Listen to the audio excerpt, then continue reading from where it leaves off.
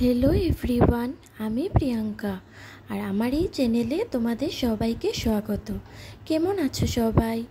আশা করছি সবাই ভালো আছো আর আমি ভালো আছি তোমাদের আশীর্বাদ আর ভালোবাসায়। আজকে আমি আমার আরেকটা রেসিপি নিয়ে আসলাম, চাল কুমড়োর মগজ দিয়ে চচ্চড়া। তো দেখে নাও কি করে আমি চাল কুমড়ো মগজ দিয়ে চচ্চড়াটা বানিয়েছি। প্রথমে চাল কুমড়োর খোসা ছাড়িয়ে ধুয়ে নিলাম।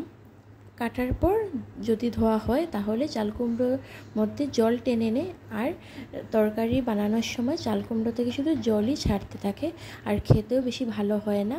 তাই চাল কুমড়ো সবসময় খোসা ছাড়িয়ে আগে ধুয়ে নিতে হবে, তারপরই কাটতে হবে।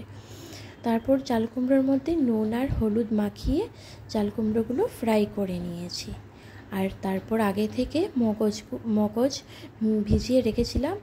মগজ মানে চাল মগজ, ওয়াটারমেলন সিড আছে না, ওইগুলো ভিজিয়ে রেখেছিলাম। তারপর ওইগুলো একটু পেস্ট করে নিয়েছি।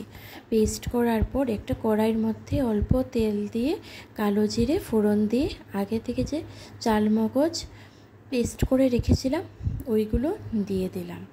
তারপরে একে একে সব মশলাগুলো দিয়ে দিলাম। অল্প হলুদ গুঁড়ো দিয়েছি, অল্প লঙ্কা গুঁড়ো দিলাম, অল্প জিরে গুঁড়ো, আর এখানে স্বাদ মতো নুন দিয়েছি।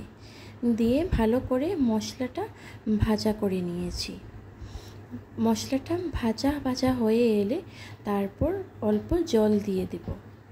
জল দেওয়ার পর মশলাটা ফুটে গেলে ভালো করে তারপর আগে থেকে যে চাল কুমড়ো নুন আর হলুদ মাখিয়ে ফ্রাই করে নিয়েছিলাম ওইগুলো সব দিয়ে দেব।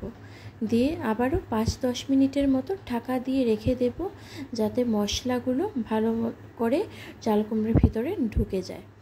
5-10 মিনিট রাখার পর নামিয়ে গরম ভাতের সাথে পরিবেশন করুন চাল কুমড়ো চাল মগজ দিয়ে। এই চাল কুমড়োটা চাল মগজ দিয়ে অনেক বেশি সুস্বাদু হয় খেতে। একবার যদি তোমরা এই চাল মগজ দিয়ে চাল কুমড়োটা বানিয়ে খাও তাহলে রোজ দিন বানিয়ে খেতে চাইবে।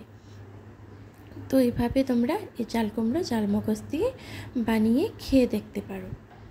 বন্ধুরা, তোমাদের যদি আমার এই রেসিপিটা ভালো লেগে থাকে তাহলে লাইক শেয়ার এন্ড সাবস্ক্রাইব অবশ্যই করো, আর আমার পাশে থেকে আমাকে এগিয়ে যেতেও সাহায্য করো।